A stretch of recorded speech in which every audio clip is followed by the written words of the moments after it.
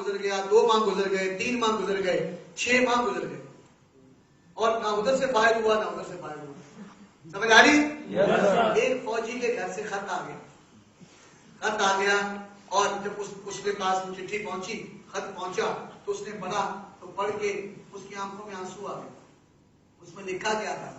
उसने कहा रोजाना खबरें देखते हैं, टीवी पर सुनते हैं, हालात बड़े खराब हैं। आपको घर से गए हुए 6 माह हो गए। जब आप घर से गए थे तो हमारा पप्पू 6 माह का था। अब पप्पू की सालगिरह है, अब वो 1 साल का हो गया। पता नहीं क्या होना है, जंग में क्या होना है क्या नहीं। आप 1 दिन की छुट्टी लेके आए की सालगिरह में शामिल हो गए। उस बच्चे ने, उस फौजी ने वो पढ़ा तो उसका दिल भर आया और वो रोता रोता भीगी आंसुओं के साथ अपने सीनियर के पास आया।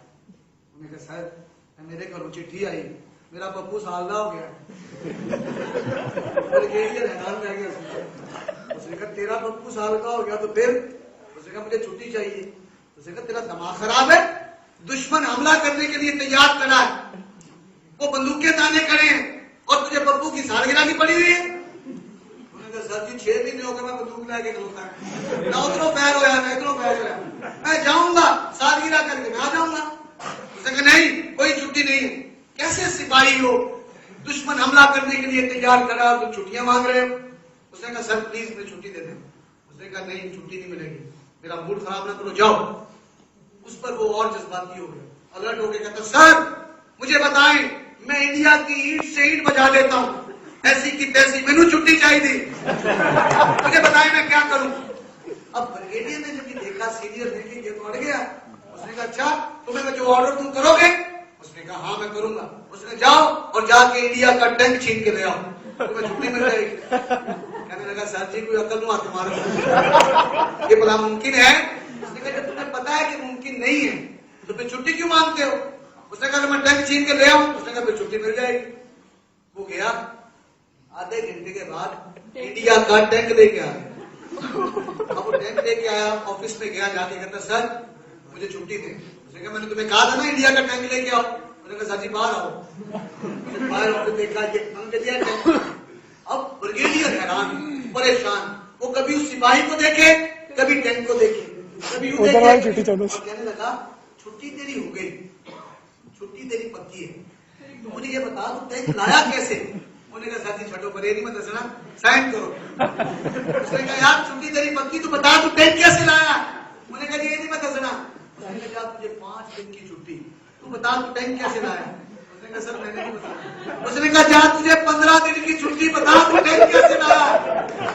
उसने कहा सर ये मैंने नहीं बताना। उसने कहा जा तुझे 1 महीने की छुट्टी, बता तू टैंक किस तरह ले आया? उसने कहा सर जी उन्हें छुट्टी चाहिए हो वो हमसे टैंक मांग के ले जाए।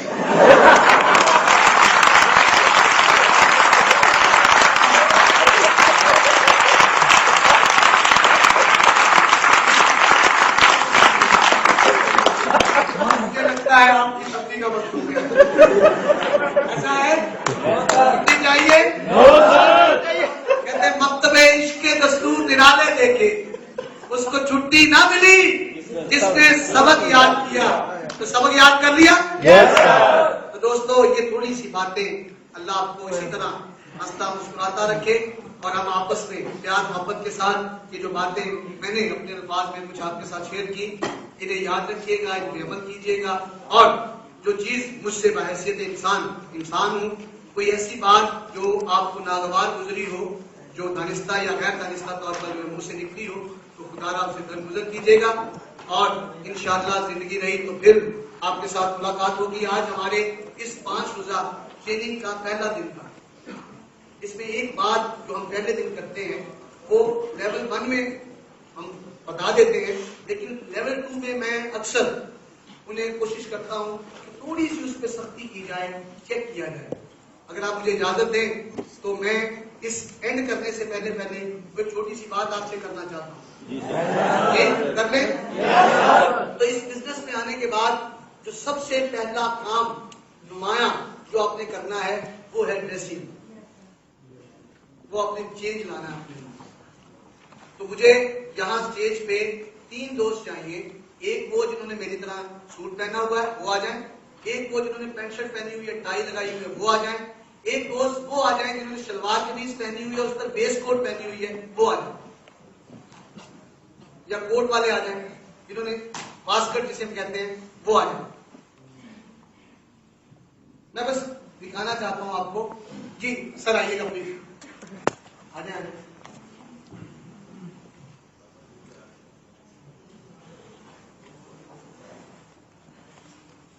आपने जो 3 स्टार हो चुके हैं, और कल हम इंशाल्लाह इसको बाकायदा यहां चेक करेंगे, देखेंगे।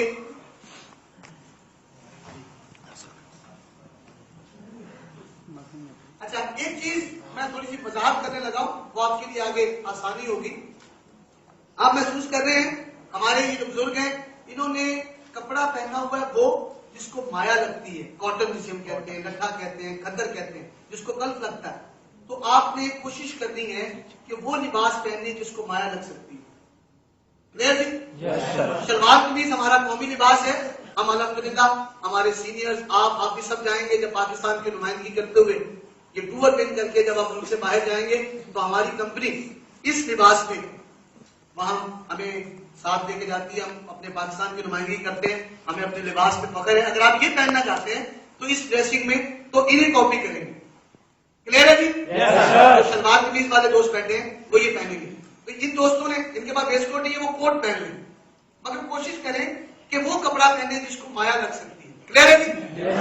अच्छा, नहीं है दोस्तों, आपने जीन्स पहननी है, आउटिंग पे पहनने, मरी पहनने, पिकनिक पे पहनने, शादी में पहनने, दोस्तों के साथ पहनने, घर में पहनने, कैजुअल ड्रेस। जब आप ऑफिस आए, ट्रेनिंग में आए, तो आपने कोशिश करनी है कि ड्रेस पैंट हो, ड्रेस शर्ट हो और टाई हो।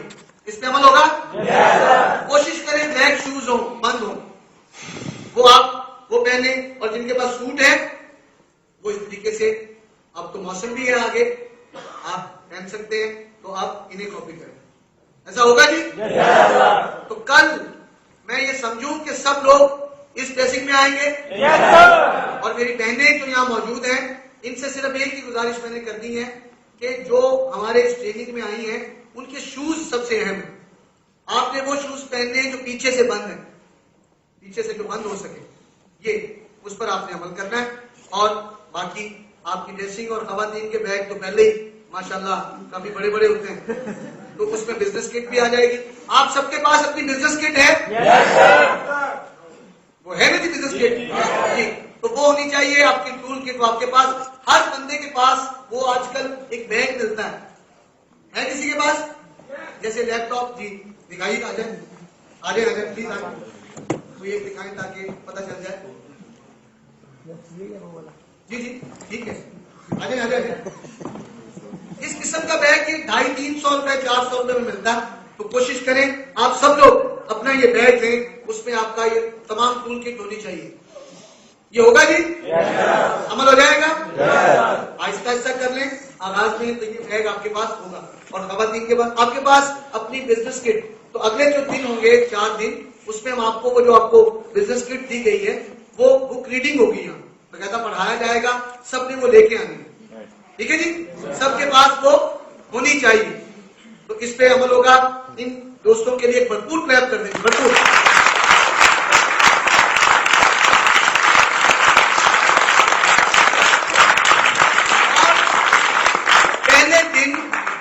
पहले दिन क्योंकि हम मैनेज करते हैं, तो पहले दिन बहुत सारी चीजें ऐसी होती हैं जो वक्त लगता है और प्रॉपर तरीके से नहीं हो पाती। तो कल इंशाअल्लाह बाकायदा यहाँ जुर्माना होगा, आपको फाइन किया जाएगा और टाइम की पाबंदी होगी। ठीक है? और कल इंशाअल्लाह एग्जैक्ट जो टाइम है हमारा, और वो टाइम जो हम आपको अभी अनाउंस करेंगे, उस वक्त ट्रेनिंग का आगाज हो जाएगा। तो मैं आपसे तवक्को करूंगा, आप सब बिचौर बाशऊर लोग बैठे हैं, इंशाअल्लाह वक्त की पाबंदी होगी जी इंशाअल्लाह। आज फर्स्ट डे था, फर्स्ट डे हमने उसे रिलैक्स किया ताकि आज हम मैनेज कर लेंगे इंशाअल्लाह आने वाले दिनों में वो उसे बेहतर तरीके से। तो कल की टाइमिंग सब एग्जैक्ट जी, एग्जैक्ट 10 बजे ट्रेनिंग का अल्लाह के करम से इंशाअल्लाह आगाज हो जाएगा, और 9:45 बजे तिलावत तो आप वक्त पे आएंगे इंशाअल्लाह।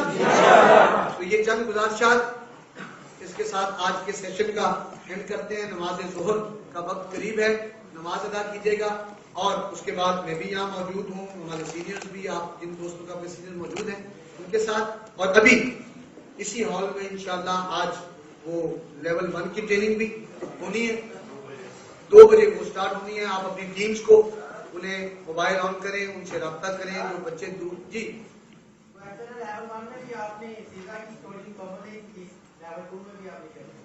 जी जी आप मुझे अलग से मिलिएगा, मेरे पास 2-3 स्टोरी और है, वो भी सुनाऊंगा। सारी कौम स्टोरियों के चक्कर में, मकसद आपको समझाना था, मकसद। मेरा नंबर लिख लें, हाँ ये कर मैं छोटा वाला दे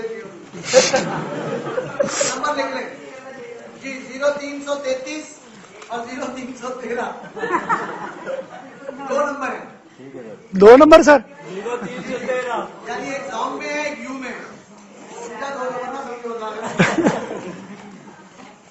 0313 जी, यानी एक सॉन्ग में और एक यू में।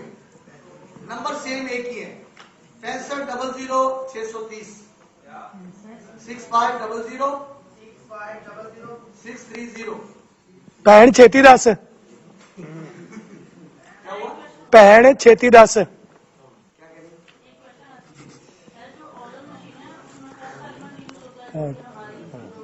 ਛੇਤੀ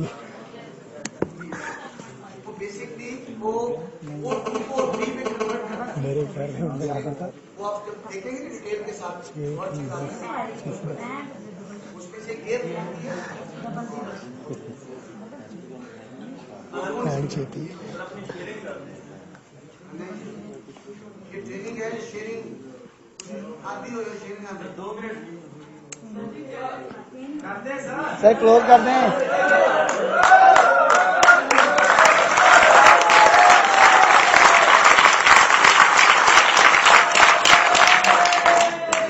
मैं आपको बता दूं, टाइम्स में आने से पहले मैं फॉरेक्स में, स्टॉक एक्सचेंज में, बैंक में, इंश्योरेंस कंपनीज में, मुख्तलिफ शोबों में, टेक्सटाइल में, क्योंकि फैसलाबाद से ताल्लुक है, मुख्तलिफ शोबों में काम किया। और मेरे वालिद साहब का ताल्लुक पुलिस के शोबे से था, वो DSP रिटायर हुए और मैं इन 3-4 शोबों में मुख्तलिफ काम करता रहा।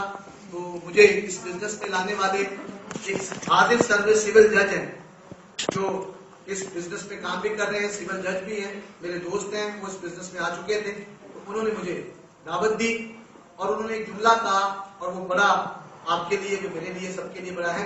उन्होंने ये कहा था कि यार मेरे पास गाड़ी भी है और मेरी 1 लाख रुपए से ज्यादा इनकम भी है और मेरा एक लेवल है, स्टेटस भी है, मेरे भाई हैं, दोस्त हैं, मुख्तलिफ शोबों में हाथ पांव मारते हैं, एफर्ट करते हैं, आगे बढ़ रहे हैं, सब कुछ। तो यहाँ 10 सालों में आप पहुंचे 40 से 50 हजार रुपए महाना इनकम पे 10 साल के बाद। ये बिजनेस एक ऐसा है कि जिसमें आने के बाद लोग 1 से 2 साल में अल्लाह के करम से लाखों कमाते हैं, सब कुछ। तो मैं जब इस बिजनेस में आया तो मुझे उस स्टॉक एक्सचेंज में कमोबेश एकदम धचका लगा था, लॉस हुआ था 30 से 35 लाख रुपए। तो 30 से 35 लाख रुपए जो मेरे पास लोगों की अमानत थे, वो नुकसान हो चुका था, लॉस हो चुका था उसका। और उस लॉस में वो तमाम मेरे करीबी दोस्त थे, जानने वाले, रिश्तेदार, अजीजों कारब, वो सब दोस्त। अब 33 लाख रुपया जो लॉस हो चुका था वो मैंने पे करना था। कोई लोग मुझसे चेक मांग रहे थे कि हमें चेक दो, किसी ने धमकी लगाई, किसी ने पर्चा करवाने की कोशिश